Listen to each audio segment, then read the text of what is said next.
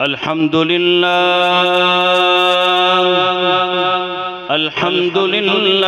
अला निअमिकल अज़ीमति व अलाइकल जसीमा या रब्बि सल्लि व सल्लिम दाइमन अबदन अला हबीबिका खैरिल खल्क़ि कुल्लिहिम। अम्मा बादु फ़क़द क़ाल अल्लाहु सुब्हानहु व तआला इन्ना नहनु नज़्ज़लना अज़्ज़िक्र व इन्ना लहु लहाफ़िज़ून। सदक़ल्लाहु मौलानल अज़ीम। या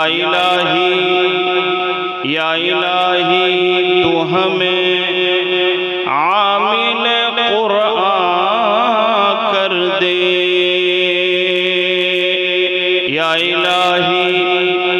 इलाही तू हमें आमिल कुरान कर दे, फिर नए सिरे से मुसलमान को मुसलमान कर दे। वो पैगंबर जिसे सरताजे रसूल कहते हैं, उसकी उम्मत को दरा ताबिए कुरान कर दे।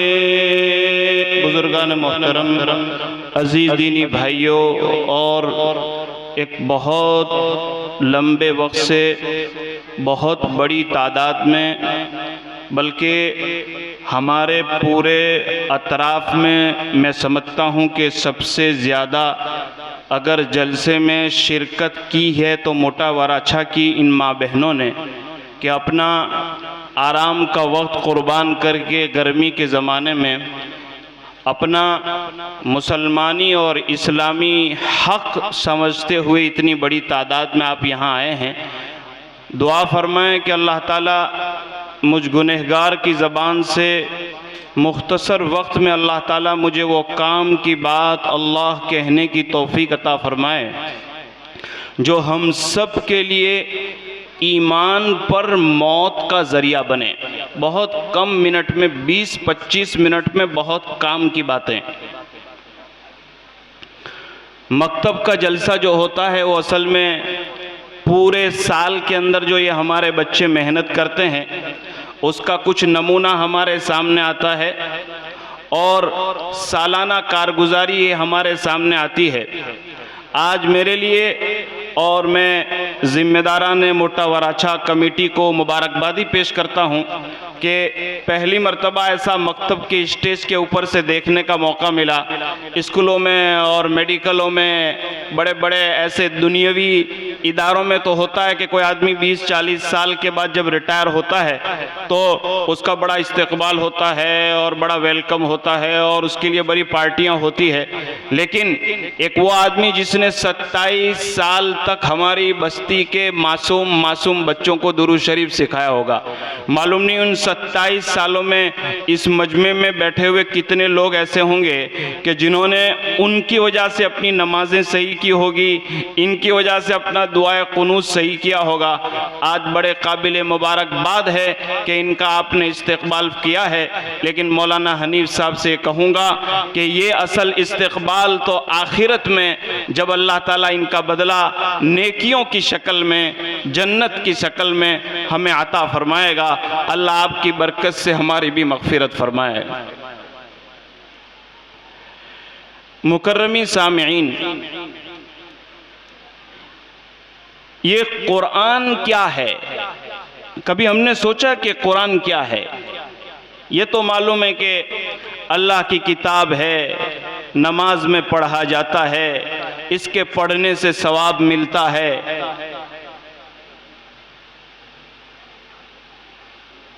कुरान करीम से हम पूछते हो, कुरान तू बता तेरा नाम क्या है? तो कुरान फरमाता है मेरा नाम बल हुआ कुरानुम मजीद। मेरा नाम कुरान मजीद है।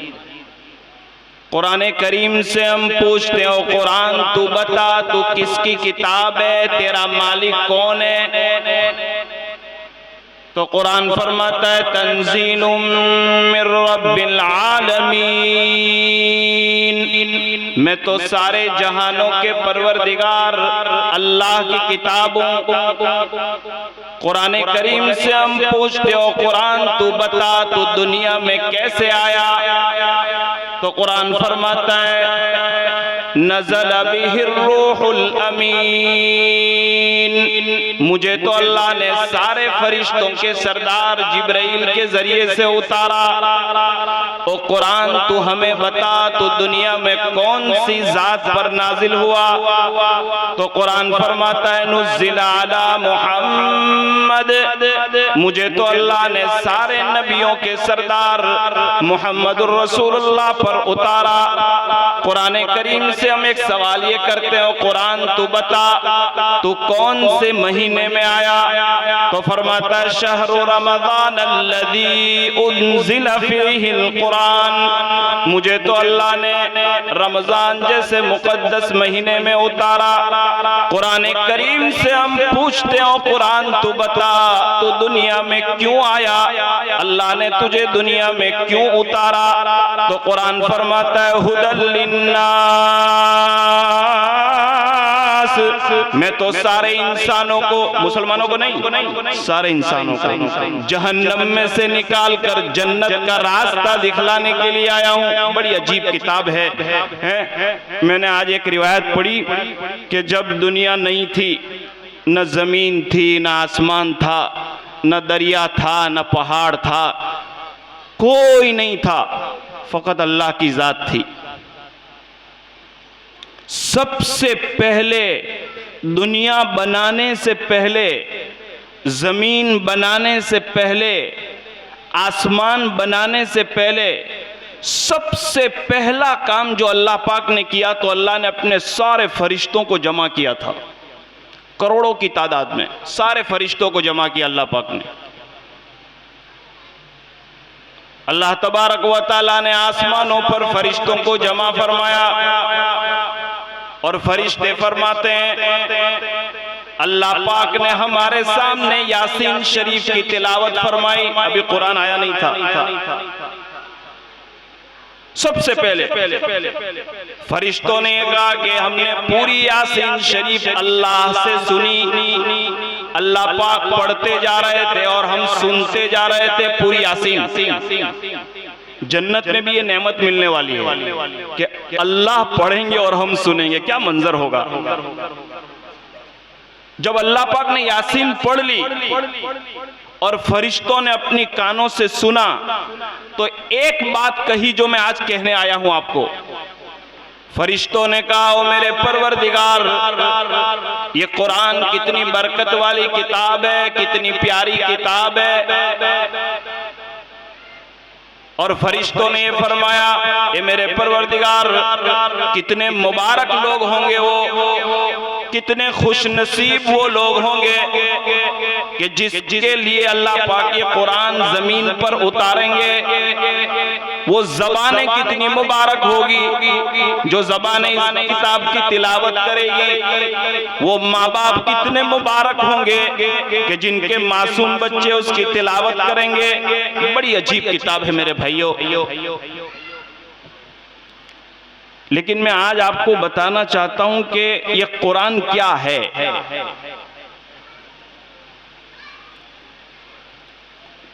पहले जमाने में हमारी तरह जो पुट्ठे के अंदर कुरान होते ऐसे नहीं होते थे। आज से 650 साल पहले दरख्त के पत्तों पर, चमड़ों के टुकड़ों पर कुरान लिखा होता था, 2 आयत 4 आयत। जैसे सनीचर बाजार होता है ऐसे पहले जमाने में जुमा का बाजार लगता था। जुमा का बाजार, लोग जुमा को सामान खरीदने के लिए जाते थे। 1 वीक का सामान खरीद कर आ जाते थे। एक बूढ़े मियाँ अपनी औरत को लेकर सब्जी खरीदने के लिए बाजार में गए। हजरत थानवी रहमतुल्लाह अलैह ने लिखा कि कोई आदमी ऐलान कर रहा था मार्केट में, अल्लाह की किताब, अल्लाह की किताब, अल्लाह का कलाम। तो अम्मी ने, उनकी बीवी ने, बूढ़ी अम्मा थी, उन्होंने कहा कि देखो देखो कोई अल्लाह की किताब बेच रहा है। अल्लाह की किताब? थे मुसलमान लेकिन कुरान देखा नहीं था। तो गए उसके पास, कहा कि भाई क्या बेच रहा है? कि अल्लाह की किताब। कहा कि बताओ। जब देखा तो पूछा कि उसका हदिया क्या है, कितने में तुम बेचोगे? तो उस जमाने के 40 दिरहम बताए। अब बूढ़े मियाँ के पास खाली 40 दिरहम थे। तो उनकी बीवी ने कहा कि 1 वीक हम रोजा रख लेंगे, 1 वीक हम पानी से गुजारा कर लेंगे, हमारी जिंदगी मौत के करीब आ गई है, हमने कुरान पढ़ा तो था नहीं और हमने देखा भी नहीं है, चलो ये कुरान ले लेते हैं 40 दिरहम में। तो बूढ़े मियाँ ने कहा कि मेरे पास दूसरे पैसे नहीं हैं। कहा कि जो होगा देखा जाएगा, हम मुसलमान हैं, ये अल्लाह की किताब ले लेते हैं। 80 साल के बूढ़े कुरान लिया, 40 दिरहम दे दिए उसको हदिये के तौर पर। और उनके पास एक कपड़ा था, तो बूढ़े मियाँ से उस औरत ने कहा कि ये कपड़ा गंदा है, ये तो अल्लाह की किताब है, उस पर गंदा कपड़ा नहीं लपेटते। आहा हा, क्या ईमान होगा। पढ़े हुए नहीं थे बेचारे लेकिन दिल साफ था उनका। बूढ़े मियाँ ने अपना जो कपड़ा पहना था, जो चादर, वो उतारी और उस चादर से कुरान को लपेटा। और पढ़ते तो नहीं आता था, और ऐसा लपेटा हुआ कुरान घर लेकर गए झोपड़ी में। और जब रात को सोने का टाइम आया तो दीवार पर रखने के लिए जब हाथ रखा तो बूढ़ी अम्मी ने कहा कि कुरान बड़ी किताब है, अल्लाह की किताब है, उसको इस पर रख नहीं सकते, बेअदबी हो जाएगी। पकड़ रखा है, पूरे रास्ते में नीचे नहीं रखा, दीवार पर नहीं रखा, जुज़दान की तरह पकड़ रखा है। आधी रात गुजरी, आधी रात उनकी बीवी ने कुरान पकड़ा और आधी रात बूढ़े मियाँ ने कुरान पकड़ा, पूरी रात गुजर गई। 4 दिन के बाद दोनों का इंतकाल होगा। पढ़ते नहीं आता था। हजरत थानवी रहमतुल्लाह अलैह ने लिखा कि 2 दिन के बाद वो लोग कुरान खोलते थे और ये कहते थे अल्लाह की किताब है, अल्लाह की किताब है, अल्लाह ने सच फरमाया है। मेरे भाइयों, हजरत थानवी ने फरमाया 4 दिन के बाद वो दोनों मियाँ बीवी का इंतकाल हो गया, जिन्होंने जिंदगी में एक रुकू नहीं पढ़ा था, जिनको सूरह फातिहा नहीं आती थी, लेकिन दिल में कुरान की मोहब्बत थी, दिल में कुरान की अजमत थी। अदब से वो मार्केट से कुरान ले आए थे। दोनों की अल्लाह ने मगफिरत कर दी। मेरे अजीज भाइयों, 2024 चल रहा है, अप्रैल का महीना है। 2 बातें बड़ी कीमती सुनाना चाहता हूं। इस मुल्क के भारत के अंदर हमारे बुजुर्गों ने, हमारे बाप दादाओं ने 2 फैसले किए हैं। 2 फैसले। एक फैसला यह किया है कि हम और हमारी आने वाली तमाम नस्लें, हमारी तमाम औलादें कयामत तक हिंदुस्तान में रहेगी। ये एक फैसला किया है। और दूसरा फैसला यह किया है कि हम भारत में रहेंगे और इस्लामी कल्चर के साथ रहेंगे, टोपी के साथ रहेंगे, दाढ़ी के साथ रहेंगे, कुरान के साथ रहेंगे, बुर्के के साथ रहेंगे। ये 2 फैसले किए हैं और इसके लिए उन्होंने अंग्रेजों के सामने हजारों कुर्बानियां दी, कहीं जाने उनकी चली गई। 2 फैसले किए हैं।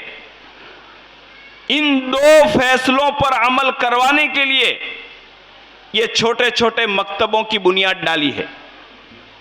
मैं आपको एक छोटी सी मिसाल देता हूं। ये मकतब क्या है मालूम है? हम ये समझते हैं कि मकतब का मतलब ये है कि 6 साल का बच्चा हो तो उसको मदरसे में भेजने का, 4-5 साल वहाँ वो कुरान पढ़ेगा, दुआ पढ़ेगा, फिर वो स्कूल की लाइन में आएगा। मेरे भाइयों, मकतब और ये मदरसा ये हमारे बच्चों को मुसलमान बनाते हैं। एक एक अकीदे की चीजें, ईमान के बारे में, जन्नत के बारे में, जहन्नम के बारे में, मरने के बाद क्या होगा, ये सारा का सारा इन मदरसों के अंदर सिखाया जाता है। देखो मैं आपको बहुत कीमती बात सुनाता हूं। अभी पिछले कुछ सालों से हमारा मिजाज ऐसा बन गया है कि हम हर चीज को मोबाइल के जरिए से हासिल करना चाहते हैं। हमारे पर रोजाना ऐसा फोन आता है कि कारी साहब मेरे घर में लड़का पैदा हुआ है, कोई नाम बताओ। तो हम उनको पूछते हैं कि तूने कोई नाम सोचा है? तो वो जो नाम हमको बताते हैं वो ना हमें कुरान में मिलता है, वो जो बहुत काम की बात सुनाता हूं, वो ना हमें कोई किताब में मिलता है। तो मैं उनसे पूछता हूं भाई तू ये नाम लाया कहां से? आज से 50 साल पहले तुम चले जाओ, हमारे घर में बच्चा पैदा होता था, हम कुरान के मुताबिक नाम रखते थे, हदीस के मुताबिक नाम रखते थे, और नहीं समझ में आती थी तो मौलाना से पूछते थे। आज जमाना ऐसा हो गया कि गूगल के जरिए से, इंटरनेट के जरिए से हम इस्लाम को रिसर्च करते हैं। हम मोबाइल से पूछते हैं कि इस्लामी नाम बता। हम मोबाइल से पूछते हैं कि नमाज में रुकू करने का तरीका क्या है। हम गूगल से पूछते हैं कि ज़कात क्यों वाजिब है, ब्याज क्यों हराम है। एक बात बताऊं, मोबाइल के अंदर जितनी इस्लामी नाम की वेबसाइटें हैं, ये असल में बात इसलिए कहनी पड़ रही है कि लोग ये समझते हैं कि अब मदरसे में जाने की जरूरत क्या है, सारी चीज तो मोबाइल में मिलती है। इस्लाम के नाम की जितनी वेबसाइटें हैं उसमें आधी से ज्यादा गैर मुस्लिमों की है, आधी से ज्यादा हमारे दुश्मनों की है। उसमें गैर मुकल्लिद भी आ गए और दूसरे फिरक़े बातिला भी आ गए। नाम इस्लाम का है, चेहरा इस्लाम का है, लेकिन उन वेबसाइटों के जरिए से उस लाइन पर अगर हम जाएंगे, उनसे इस्लाम पूछेंगे तो मेरे भाइयों 5 बातें सही बताएंगे और एक बात ऐसी होगी कि अगर हमने वो मान ली तो समझ लेना हमारा ईमान चला गया। उसकी मैं एक मिसाल देता हूं। हमारे आंबोली में हर मंडे को बड़ी औरतों की मजलिस होती है। अभी रमजान में साहब, रमजान में माहौल होता है, औरतें ज्यादा आती है। एक बहन ने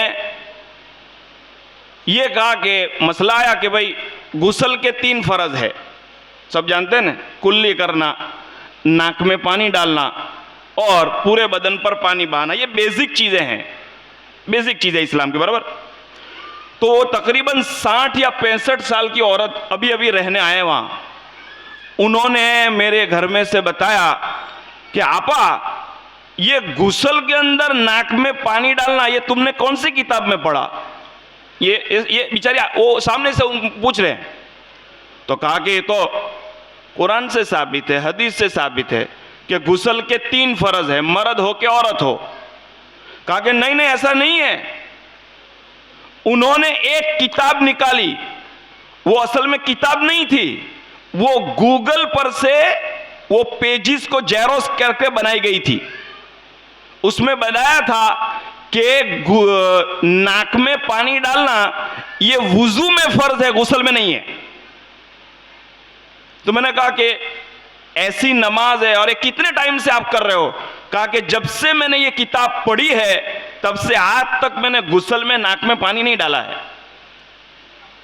मेरे अजीज भाइयों, मेरा ये बहुत बड़ा नौजवान तबका आपसे रिक्वेस्ट करता हूं, मोबाइल में आने वाला हर बयान सुनने के काबिल नहीं है।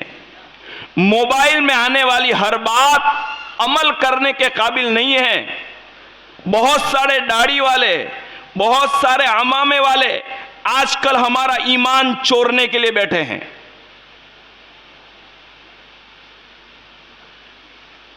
अपने इलाके के मोतबर उलमा के साथ कांटेक्ट किया जाए।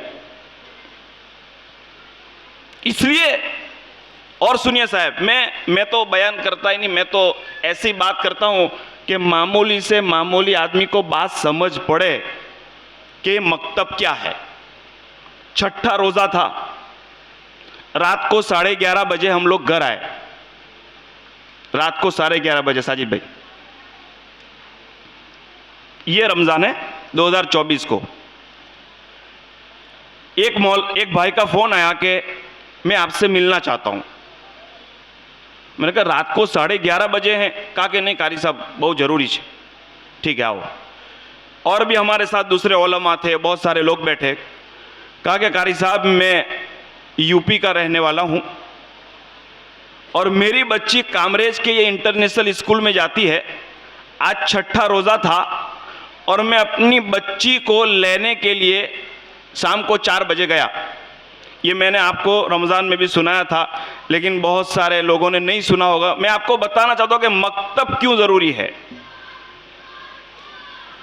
उन्होंने कहा कि मेरी बच्ची को मैं लेकर बाहर निकला, गेट पर मेरा रोज़ा था। मेरी बच्ची ने कहा कि अब्बा मुझे भूख लगी है। तो सामने एक पानी पूरी की लारी थी। मैंने पानी पूरी वाले से कहा कि 2 प्लेट बना के दे दे। मैं फ़ोन पर बात कर रहा था, मैंने देखा कि मेरी बेटी पानी पूरी की लारी के सामने 2 हाथ जोड़कर मूर्ति के सामने नमन कर रही है। मूर्ति के सामने झुक रही है। मेरे को समझ में नहीं आया। 10 मिनट हो गई, मैंने मेरी बेटी को देखा और उसका हाथ पकड़ा। तो कारी साहब मैंने उसको पूछा कि बेटा ये क्या कर रही थी तू? कहा कि कुछ नहीं अब्बा। कहा कि 2 हाथ जोड़ रही थी, ये मूर्ति को तू बोसा दे रही थी, उसके सामने तू सर झुका रही थी, ये क्या कर रही थी? कहा कि अब्बा ऐसा तो स्कूल में मेरी मैडम रोज करवाती है मेरे साथ। मेरी मैडम जो स्कूल में है ना, वो मुझे रोज करवाती है। अरे बेटा हम मुसलमान हैं, हम अल्लाह के सामने ही सजदा करते हैं, अल्लाह के अलावा हम किसी के सामने झुकते नहीं हैं। कारी साहब मेरे पैर ठंडे हो गए। मेरी और मेरी बीवी ने कुछ भी खाया नहीं है। अब मैं क्या करूं मुझे बताओ। उनको मशवरा दिया गया कि पहला काम यह है किसी स्कूल किसी भी जगह रखने से पहले कि हम अपने बच्चों का ईमान मजबूत कर दें, और उसका हमारे पास एक ही रास्ता है, वो है मकतब। वो है मकतब। उन्होंने रमजान ही में मकतब का बंदोबस्त किया और उस बच्ची को मकतब के अंदर भेजना शुरू कर दिया। मैं आपको समझाना चाहता हूं कि पानी पूरी की लारी वाले ने उस बेटी को नहीं कहा था कि तू इस मूर्ति के सामने झुक, लेकिन 2 महीने 4 महीने वो स्कूल में जाकर उस बच्ची का किस तरीके से ब्रेन वॉश किया होगा। भाई 5 साल की लड़की क्या समझे अल्लाह किसको कहते हैं? 6 साल की लड़की क्या समझे कि नबी किसको कहते हैं, कौन खुदा है? मेरे भाइयों, जिस मुल्क में अभी हम रह रहे हैं ना, बड़ी सोची समझी स्कीम और प्लानिंग के तहत हमारी तमन्नाओं को, हमारे ज़ौक़ को, हमारे कल्चर को, हमारे शौक को बदल दिया गया है। अभी मेरा ड्राइवर मुझे सूरत से लेकर आ रहा था एक प्रोग्राम से।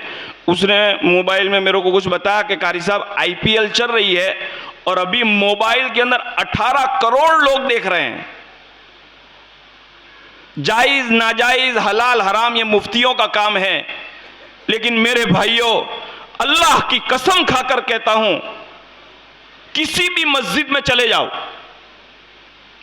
किसी भी मस्जिद में चले जाओ, आपको 50% नमाजी ऐसे मिलेंगे जिसको कॉल बांधने का तरीका मालूम नहीं है, जिसको सही रुकू करने का तरीका मालूम नहीं है। और ये जो हमारे टीनेजर है, ये 10 साल से लेकर 20 साल तक के बच्चे नमाज पढ़ रहे हैं, कभी हाथ इधर जा रहा है, कभी हाथ इधर जा रहा है। सच्ची बात बताओ, हमने नमाज कहां सीखी? हमने दुरूद शरीफ कहां सीखा? हमने अत्तहियात कहां सीखा? वो मेरे भाइयों मुबारकबादी के काबिल है। पिछले 2-3 सालों से जिस तरह माँ बहनों के बड़ों के, मस्तूरात के और मकतब का जो निज़ाम तरतीब दिया गया है, आप लोगों से मेरी रिक्वेस्ट है मेरे भाइयों, उसकी कदर कर लेना। ऐसा नहीं है कि 1 साल के अंदर और 2 साल के अंदर नतीजा आ जाएंगे। ये इतनी बड़ी मजमे के अंदर जो ये औरतें बैठी हुई है ना, ये 1 साल की मेहनत का नतीजा है। 1 साल की मेहनत का नतीजा है। मैं आपसे दरखास्त करता हूं मेरे भाइयों, मैं आपसे रिक्वेस्ट करता हूं कि मकतब को तरक्की करने के लिए 4 चीजें हैं। मकतब किसको कहते हैं? जिसमें उस्ताद हो, जिसमें स्टूडेंट हो, जिसमें कमिटी हो और जिसमें माँ बाप हो। 4 आदमियों की और 4 लोगों की मेहनत का नतीजा जब मिलता है तो मकतब मेरे भाइयों तरक्की करता है। माशाअल्लाह, आप लोगों से मेरी बहुत अदब से रिक्वेस्ट है और अदब से दरखास्त करता हूं कि अब 2024 के बाद और ये जो नया साल जून के बाद स्कूल में शुरू होगा, बड़ी सोची समझी स्कीम के तहत हमारे स्कूल का सिलेबस इस तरीके से बना दिया गया है कि हमारा बच्चा खाली स्कूल में गणित सीखने नहीं जाएगा, वहां खाली उसको विज्ञान नहीं सिखाया जाएगा, वहां गणित के साथ साथ उसके दिमाग में इस्लाम की नफरत पैदा की जाएगी, उसके दिमाग में बुर्के की नफरत पैदा की जाएगी। और मेरे भाइयों, हमने ये इरादा किया है कि हम इस मुल्क के वफादार नागरिक हैं, हम इस मुल्क की तरक्की चाहते हैं, लेकिन अपने मजहब के साथ कॉम्प्रोमाइज नहीं चाहते हैं। इसलिए मेरे भाइयों, हम माँ बाप से बहुत अदब के साथ ये कहते हैं, मेरी माँ और बहनों, अगर कोई हमारा बेटा 10 बजे 11 बजे घर वापस ना आए तो हम बेकरार हो जाते हैं। माँ बाप अपनी औलाद के बगैर खाना नहीं खाते। अगर रात को 1 बजे बेटा आए और माँ की एक नजर पड़ जाए, बाद में माँ को नींद आती है, तो मेरे भाइयों जरा सोचो तो सही, हम अपनी औलाद के बगैर जन्नत में कैसे रहेंगे। कल मेरा जुमा में पालेज में प्रोग्राम था। मेरे साथ एक हज में मेरे साथ एक भाई थे, तो उनका फोन आया कि मेरी वालिदा बीमार है, तो मैं पालेज से थोड़ी देर के लिए भरूच में, मैं कल की बात कर रहा हूं, मैं उनसे मुलाकात की, उनकी अम्मी की खबर ली, तो मैंने उनके बेडरूम के अंदर एक तख्ती देखी, उसमें लिखा था ला इलाहा इल्लल्लाह मोहम्मद रसूलुल्लाह, और लिखा था इमाम मेहदी इमामुना व हाजिरुना। मेरे साथ हज पड़ी, बहुत तहज्जुद गुजार लड़का, भरूच की बात कर रहा हूं। ला इलाहा इल्लल्लाह मोहम्मद रसूलुल्लाह कुरान किताबुना वल महदी इमामुना व हाजिरुना। मैं समझाता हूं इसका मतलब क्या। हमको तो एक ला इलाहा मोहम्मद रसूलुल्लाह तो कलमा है ने, आखिर के अंदर उसने लिखा कि इमाम मेहदी हमारे इमाम है और वो हाजिर हैं। बताओ मौलाना, कोई आदमी ये अकीदा रखे कि इमाम मेहदी अभी हाजिर हैं, जरा किसी मुफ्ती से मदरसे में जाके तो पूछो कि उसका ईमान बाकी रहेगा कि नहीं। मैंने कहा कि भाई देख, मेरे को तो ये सब खबर नहीं थी, ये तख्ती क्या है। कहा कि कारी साहब, हमारे जो मौलवी साहब ने, हम लोग जिससे बैत हुए हैं ना, उन्होंने कहा कि रोजाना रात को औरत भी और मर्द भी ये कलमा 100 मरतबा पढ़ के सोने का। कल जुमा थी, आज सुबह से मैं मुफ्ती साहब के कांटेक्ट में था डाबेल, और मैंने मुफ्ती साहब से पूछा कि हजरत ये इसके बारे में आपका क्या कहना है। मैंने कहा दे, मैंने कहा इधर देखा, मैंने कहा कि अगर मोहब्बत से आप समझाना चाहते हैं तो उनको एक मरतबा कलमा पढ़ा देना। मेरी माँ और बहनों, ईद अभी गई है, हमने अपनी औलादों के अच्छे कपड़े बनाए, मुबारक हो। हम में से हर एक माँ बाप ये चाहते हैं कि मेरे मरने के बाद मेरी औलाद को कोई तकलीफ ना हो, लेकिन मेरे भाइयों, सबसे बड़ी जिम्मेदारी है कि मेरी और आपकी मौत इस हालत में आए कि हम अपनी औलाद का ईमान इतना मजबूत कर दें कि गंदे से गंदे माहौल में जाने के बाद भी वो ईमान के साथ किसी किस्म का कॉम्प्रोमाइज ना करे। इसके लिए मकतब है। और ये मकतब फ़कत मौलानाओं की मेहनत से नहीं चलेगा, ये फ़कत ट्रस्टियों की मेहनत से नहीं चलेगा, तमाम गांव वालों की जिम्मेदारी है। आज जो असल बात मुझे कहनी है, फिर मैं दुआ करता हूं। अगर आप ये चाहते हैं कि अल्लाह पाक कल क़यामत के दिन हम सब की पहली मजलिस के अंदर मग़फ़िरत करके जन्नत में दाखिल कर दे, तो मोटा वराछा से आज हम शुरू करें। कि मोटा वराछा में अभी हाफिज साहब बता रहे थे कि 400 बच्चे यहां पढ़ रहे हैं। जरा सर्वे तो करो, इतनी बड़ी आबादी है, क्या 400 ही बच्चे हैं? देखो, मुझे बहुत सारे बयानात आते हैं, मुझे बहुत सारे किस्से भी आते हैं, लेकिन ये आम मजमा है। अगर ये मेरे नौजवान भाइयों, आपके पड़ोस में, आपके आजू बाजू, आपके मोहल्ले में ऐसी बहुत सारी बच्चियां होगी, 15 साल की उम्र हो गई, 16 साल की उम्र हो गई, 12 साल की उम्र हो गई, लेकिन इसको खबर नहीं है कुरान, हमारे अकीदे क्या है उसको पता नहीं है, नबी के बारे में, जन्नत के बारे में, आखिरत के बारे में। कल हुआ क्या, वहां से भरूच से निकले तो एक भाई बैठे थे, तो उन्होंने कहा कि भाई देखो गर्मी बहुत ज्यादा है, तुम मेरी गाड़ी में बैठ जाओ। तो चाचा ने क्या कहा, कारी साहब तुम्हें तुम्हारी गाड़ी में जाओ, हमारी राम प्यारी हारी। मैं बेसिक समझो इस बात को। तो मुफ्ती साहब मेरे सामने बैठे थे, कारी साहब ये राम प्यारी का मतलब क्या, हमारे को राम से क्या लेना देना? हम किसी धर्म को बुरा भला नहीं कहते, किसी धर्म के खुदा को हम जो है बुरा भला नहीं कहते, लेकिन राम प्यारी का मतलब यह है कि अंदर से हम किसको इज्जत दे रहे हैं, किसको खुदा का दर्जा दे रहे हैं। हमारे समाज में, हमारे कल्चर में, हमारे मुआशरे में ऐसी ऐसी बातें चल रही है मेरे भाइयों, ऐसी ऐसी इंटरनेट पर, फेसबुक पर ऐसी कमेंट चल रही है कि अगर हकीकत में ये कमेंट दारुल इफ्ता और मदरसों के मुफ्तियों के पास आ जाए तो कलमा पढ़ने की नौबत आ जाए। मैं बार बार एक किस्सा सुनाता हूं कि एक जगह पर लड़कियों का मदरसा चल रहा था, असर की नमाज पढ़कर लड़कियां निकली बुर्के के साथ, तो चंद नौजवानों ने ऐसी कमेंट की, काली काली भैंसें जा रही है, काली काली भैंस। तो मौलाना ने कहा कि कारी साहब अगर ये नौजवानों से आपका ताल्लुक है तो उनको एक मर्तबा कलमा पढ़ा देना, इसलिए कि इन्होंने लड़कियों का मजाक नहीं उड़ाया, इन्होंने तो अल्लाह के हुक्म बुर्के का मजाक उड़ाया। और हमने हदीसों में पढ़ा है कि इस्लाम की छोटी से छोटी बात का मजाक इंसान को काफिर बना देता है। ओ मेरे भाइयों, फिर मुझे वो मेरे नबी सल्लल्लाहु अलैहि वसल्लम की हदीस याद आती है। मेरे आका ने फरमाया, मेरी उम्मत पर एक जमाना ऐसा आएगा, मेरी उम्मत पर एक जमाना ऐसा आएगा, सुबह में इंसान मुसलमान होगा और शाम होते होते वो काफिर हो जाएगा। जरूरत इस बात की है, जिस तरह मस्जिद जमात में मशवरा करते हैं कि फलाने आदमी को हमको मस्जिद में लाना है, फलानी बहन को तालीम में लाना है, अब ये मशवरा करने की भी जरूरत है कि फलाने मोहल्ले के 40 बच्चे मदरसे नहीं जाते, फलाने मोहल्ले में कितने बच्चे को कुरान की तालीम से महरूम है, आओ हम सब मिलकर उनको कुरान पढ़ने के लिए तैयार करें।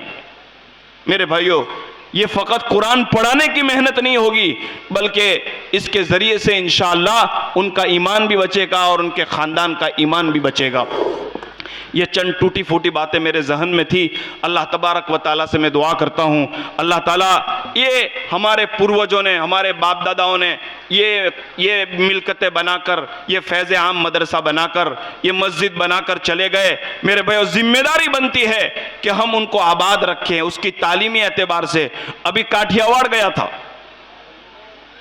अमरेली जिले के अंदर 40 गांव ऐसे हैं जिसमें 700 किसी में 700 मुसलमान के मकान, किसी में 400 मुसलमान के मकान, मकतब नाम की कोई चीज नहीं है, मकतब नाम की कोई चीज नहीं है। आखिरी किस्सा, ये माएँ इतनी बड़ी तादाद में आई है, और मेरी माँ और बहनों, आखिरी किस्सा सुनो। हजरत थानवी रहमतुल्लाह अलैह ने लिखा है कि एक बाप को कब्र में अजाब हो रहा था। जब बाप दुनिया से गया, उसके 6 महीने के बाद उसके घर में एक लड़का पैदा हुआ। 5-6 साल की बच्चे की उम्र हुई। पहले जमाने में हमारी तरह मदरसे नहीं होते थे, मोहल्ले में कोई जो नमाज पढ़ाता था वही बच्चे को पढ़ा देता था। तो वो बेवा औरत उस बच्चे को लेकर मोहल्ले के इमाम साहब के पास गई। फरमाते हजरत थानवी के पहले ज़माने में लोग मौलाना को बाबा कहते थे। बाबा कहा कि बाबा ये मेरा बेटा यतीम है, मैं तो 2 घर का काम करती हूँ, मेरा शौहर जवानी में मर चुका है, जरा उसको कुरान पढ़ाना। 5 साल का बच्चा, यतीम बच्चा जिसका बाप कब्र में है। खुदा की कसम हजरत थानवी फरमाते हैं मौलाना ने पहले दिन बच्चे को पढ़ाया, बेटा पढ़ बिस्मिल्लाहिर्रहमानिर्रहीम, शुरू करता हूं मैं अल्लाह के नाम से जो बड़ा मेहरबान निहायत रहम करने वाला है। बेटा ने पढ़ा, बेटा पढ़ के घर आ गया। रात को ख्वाब में उस बेवा औरत को उसका शौहर ख्वाब में आता है और वो शौहर ये कहता है कि तेरी वजह से और तेरे बेटे की वजह से आज मेरी मगफिरत हो गई। बोलोगे ये कैसे हुआ?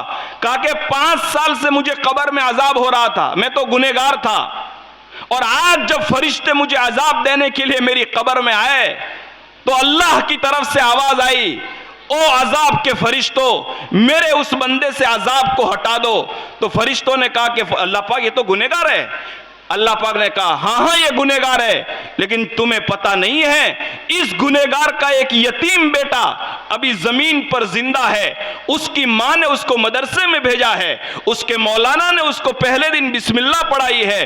ओ फरिश्तों, जिस बाप का बेटा, जिस बाप का यतीम बेटा मुझे दुनिया में रहमान कहता हो, मुझे दुनिया में रहीम कहता हो, उसके बाप को मुझे कब्र में अजाब देते हुए शर्म आती है।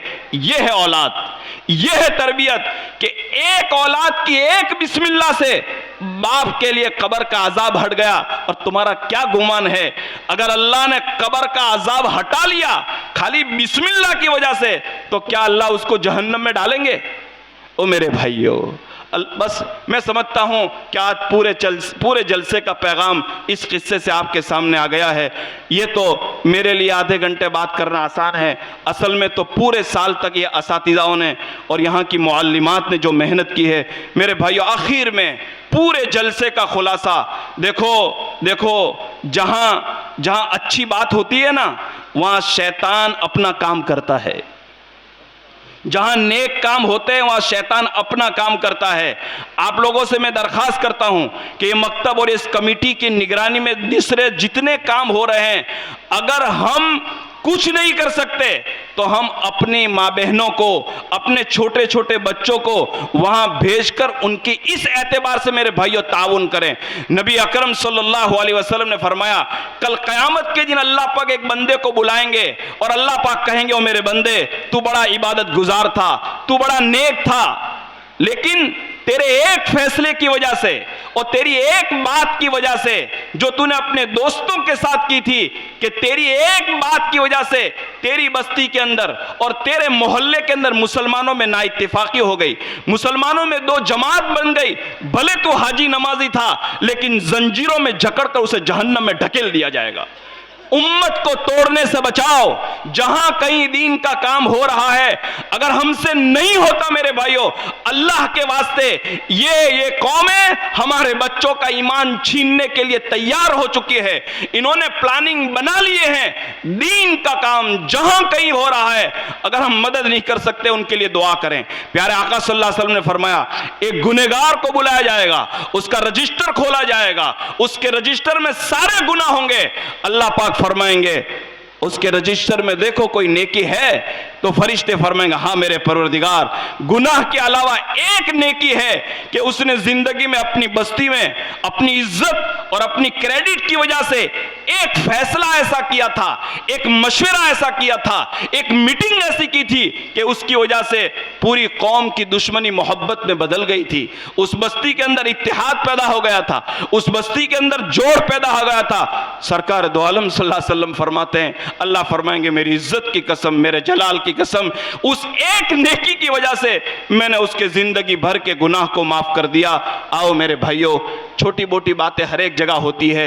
मेरे घर में भी मसाइल है, आपके घर में भी मसाइल है, लेकिन एक फैसला करके उठेंगे कि इंशाअल्लाह इस मकतब को, इन उलमा को, इन जिम्मेदारों को इंशाअल्लाह अपनी औलाद को इस मदरसे में भेजकर इंशाअल्लाह कुरान की तालीम से अपनी औलाद को महरूम नहीं करेंगे। ये चंद मेरे जज्बात थे जो मैंने आपके सामने पेश किए हैं। अल्लाह से मैं दुआ करता हूँ, अल्लाह ताला कहने सुनने से ज़्यादा मुझे और आप तमाम को अमल करने की तौफीक अता फरमाए। वाखिर दावाना अल्हम्दुलिल्लाहि रब्बिल आलमीन। बिस्मिल्लाहिर्रहमानिर्रहीम। अल्लाहुम्मा सल्लि व सल्लिम व बारिक अला सय्यिदिना व मौलाना मुहम्मद व बारिक व सल्लिम। ए अल्लाह, आपका शुक्र है, आपका एहसान है, आपका फ़ज़ल है, आपने कुरान की निस्बत पर हमको जमा फरमाया। ए अल्लाह उसकी निस्बत मरते दम तक बाकी रखना।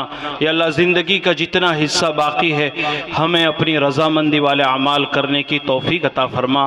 प्यारे अल्लाह, इस बस्ती में खुसूसी रहमतें, बरकतें, आफ़ियत अता फरमा।